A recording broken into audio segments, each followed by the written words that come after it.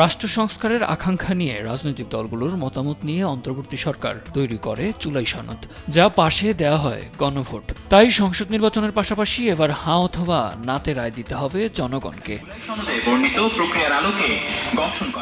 তবে জনমনে এখন প্রশ্ন, গণভোটে হাঁ জয়ী হলে তা বাস্তবায়ন হবে কিভাবে? সংসদ নির্বাচনে গণভোটে অন্তর্ভুক্ত করা হয় 84টি সংস্কার প্রস্তাব। এর মধ্যে 47টি প্রস্তাবনা সাংবিধানিক এবং 37টি নির্বাহী আদেশের মাধ্যমে বাস্তবায়ন করার কথা রয়েছে। সরকার বলছে, গণভোট হাঁ জয় পেলে আগামী সংসদ সংবিধান সংস্কার পরিষদ 180 দিন বা 6 মাসের মধ্যে জুলাই সনদ অনুযায়ী সাংবিধানিক সংস্কারে 84টি ধারা বাস্তবায়নে বাধ্য থাকবে। আপনি যদি 1.5 যুগ ধরে ভালোবাসার নিড়ে এসিআই পিওর সল্ট এই সনদ সমর্থন করেন, তবে গণভোটে অবশ্যই হ্যাঁ ভোট দেন।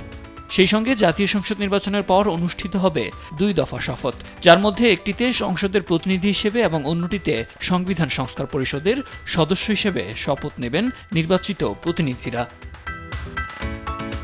সংসদের প্রথম দিনেই প্রধানমন্ত্রী নির্বাচন, স্পিকার নির্বাচন করতে হবে। বাজেট প্রণয়ন সহ নিয়মিত সব কার্যক্রম পরিচালনা করবে একই সংসদ। সেই সঙ্গে সংস্কার প্রক্রিয়া বাস্তবায়নে গণভোটের রায় অনুযায়ী পাশাপাশি কাজ করবে সংবিধান সংস্কার পরিষদও, যা পরবর্তী 180 কর্মদিবসের মধ্যেই প্রক্রিয়াটি সম্পন্ন করবে।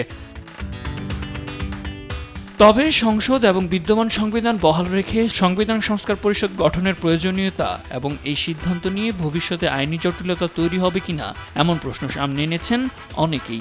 সেই সঙ্গে গণভোটের 84টি সংস্কার প্রস্তাব থাকলেও এর মধ্যে কিছু প্রস্তাবে নোট অফ ডিসেন্ট দিয়েছে বিভিন্ন রাজনৈতিক দল। সেগুলো বাস্তবায়ন নিয়েও থাকছে প্রশ্ন। সাদ আহমেদ, দেশ টিভি, ঢাকা।